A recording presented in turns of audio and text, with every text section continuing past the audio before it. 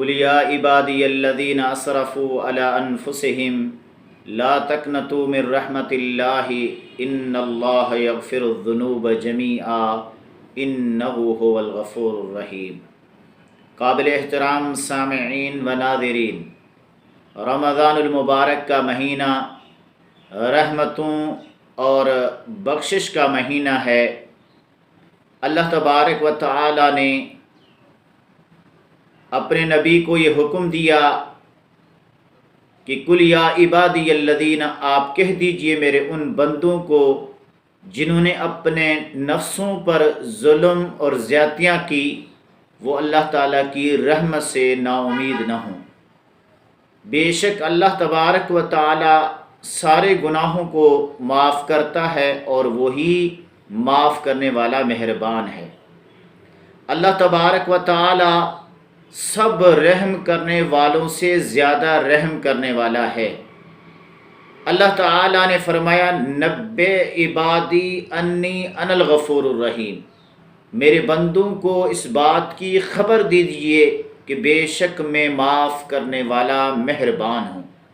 اللہ نے فرمایا وَهُوَ أَرْحَمُ الراحمین، وہ رحم کرنے والوں میں سے سب سے زیادہ رحم کرنے والا ہے، جس کی مثال اللہ کے نبی صلی اللہ علیہ وسلم نے دی۔ صحیح بخاری کی روایت ہے، نبی صلی اللہ علیہ وسلم کے پاس قیدی آئے، فَإِذَا امْرَأَةٌ مِّنَ السَّبِيِّ، ان قیدیوں میں سے ایک عورت بھی قیدی بن کر آئی، قد تحلب ثدیها تسقی، کہ اس کا سینہ دودھ سے بھرا ہوا تھا اور وہ دوڑ رہی تھی ادھر ادھر۔ اچانک اس نے قیدیوں میں سے ایک بچے کو پایا اور اس کو پکڑ کے اپنے سینے کے ساتھ لگا کے اس کو دودھ پلانے لگی۔ تو نبی صلی اللہ علیہ وسلم نے اس موقع پہ صحابہ کو مخاطب ہو کر کہا اترون هذه طارحة ولدها في النار، تمہارا کیا خیال ہے، کیا یہ عورت اپنے اس بچے کو جہنم کی یا آگ کے اندر پھینکے گی؟ قلنا، ہم نے کہا لا وہی تقدر علی اللہ تطرح، اگر یہ استطاعت اور طاقت اس کی قدرت میں یہ ہو تو یہ کسی بھی صورت میں اپنے اس بچے کو آگ میں نہیں پھینکے گی۔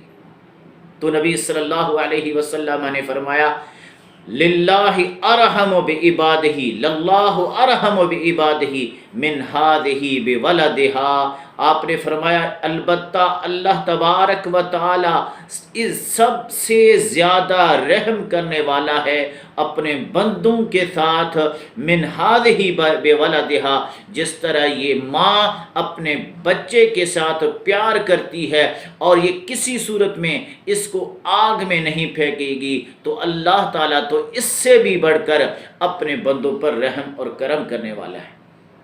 سیدنا عبداللہ بن عباس رضی اللہ عنہ سے پوچھا گیا، سوال کیا گیا کہ حساب قیامت کے دن کون لے گا؟ سیدنا ابن عباس رضی اللہ تعالی عنہ نے فرمایا اللہ تعالی حساب لیں گے۔ تو سوال کرنے والا، پوچھنے والا کہنے لگتا ہے خوشی سے جھوم کے فزت ورب الکعبہ، پھر تو رب کعبہ کی قسم ہے میں ضرور کامیاب ہو جاؤں گا۔ اگر اللہ تعالیٰ نے حساب میرا لینا ہے تو وہ ارحم الراحمین ہے، میں رب کعبہ کی قسم ہے کامیاب ہو جاؤں گا۔ اللہ کی رحمت اللہ تعالیٰ کے غضب پر غالب ہے۔ لما قضى اللہ الخلق کتب فی کتابہ، جب اللہ تعالیٰ نے مخلوقات کو پیدا کیا تو اس وقت اللہ نے ایک کتاب لکھی جو اللہ کے پاس ہے، عرش کے اوپر۔ اس اللہ نے اپنی کتاب کے اندر یہ بات لکھ دی ہے ان رحمتی غلبت غضبی، بے شک میری رحمت میرے غضب پر غالب ہے۔ اللہ وسیع بخشنے والا ہے۔ ان ربک واسع المغفرہ، بے شک تیرا رب وسیع بخشنے والا ہے۔ اتنا اللہ کی رحمت اتنی وسیع ہے کہ سب بندوں کو بخشنے والا ہے۔ اللہ کی رحمت اتنی وسیع ہے کہ سب گناہوں کو معاف کرنے والا ہے، اللہ کی رحمت اتنی وسیع ہے کہ ہر وقت بخشنے والا ہے، اللہ کی رحمت اتنی وسیع ہے کہ توبہ کا دروازہ اللہ نے بڑا کھلا رکھا ہے کہ اس توبہ کے دروازے کی جو چوڑائی ہے وہ مشرق و مغرب کے جو فاصلہ ہے اس کے برابر ہے۔ اتنا رب العالمین وسیع معاف کرنے والا ہے۔ دنیا میں جو آپ شفقت، پیار، ترس، سکون، محبت جو مخلوقات میں آپ دیکھتے ہو، یہ جو چیز موجود ہے وہ رب العزت کی 100 رحمتوں میں سے صرف ایک رحمت کا نتیجہ ہے۔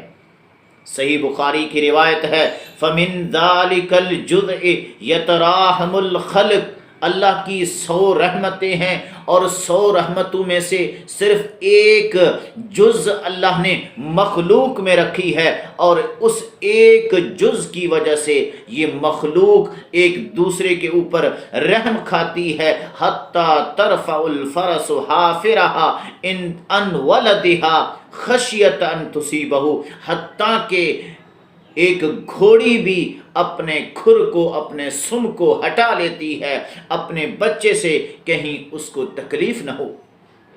اور اسی رحمت کی وجہ سے محمد الرسول اللہ صلی اللہ علیہ وسلم نے جب پہاڑوں کے فرشتے کو منع کر دیا جب وہ طائف والوں کو پیسنے کے لیے آئے تھے، اسی رحمت کا نتیجہ ہے کہ اللہ کے نبی جب فاتحانہ مکہ پہ غالب ہوئے، فتح یاب ہوئے، تو اپنے بیٹی کے قاتل کو، اپنے چاچا کے قاتل کو، اپنے صحابہ کے قاتلوں کو معاف کر دیا۔ اسی رحمت کی وجہ سے ایک ماں اپنے منہ سے لقمہ واپس کر کے اپنے اولاد کو دے دیتی ہے۔ اسی رحمت کی وجہ سے ایک وحشی خونی جانور بھی اپنے بچوں سے پیار کرتی ہے۔ تو ذرا تصور کیجئے کہ یہ رحمت جب 99 درجے اور زیادہ ہو جائے گی تو منظر کیا ہوگا۔ فانظر الی آثار رحمت اللہ، پھر دیکھنا اللہ کی رحمت کے آثار کیا کیا نکلیں گے، اللہ کس قدر اپنے بندوں پر رحم کرے گا۔ اور یہ رحمت کا مہینہ جس میں رحمت کے جنت کے دروازے کھلے ہوئے ہیں، آئیں ہم اللہ کی اس رحمت کو اللہ سے حاصل کریں اعمال صالحہ کے ذریعے سے۔ اللہ تعالیٰ کسی پر رحم کرنا چاہے تو اللہ کی رحمت کو کوئی بھی روک نہیں سکتا۔ کوئی بندہ کتنا ہی گناہ گار کیوں نہ ہو، جب اللہ اپنا رحم اور کرم اس کے اوپر کرنا چاہے تو اللہ کی رحمت کو کوئی بھی روک نہیں سکتا۔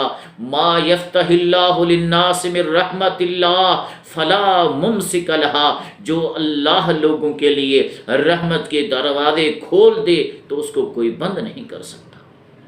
اللہم لا مانع لما آتیت ولا معطی لما منعت ولا ينفع ذا الجد منک الجد، جو جسے اللہ دینے والا ہو اس کو کوئی روکنے والا نہیں، اور جو اللہ روک دے اس کو کوئی دینے والا نہیں۔ رب کی رحمت محدود کرنے والا شخص وہ اللہ کی پکڑ میں آ جاتا ہے۔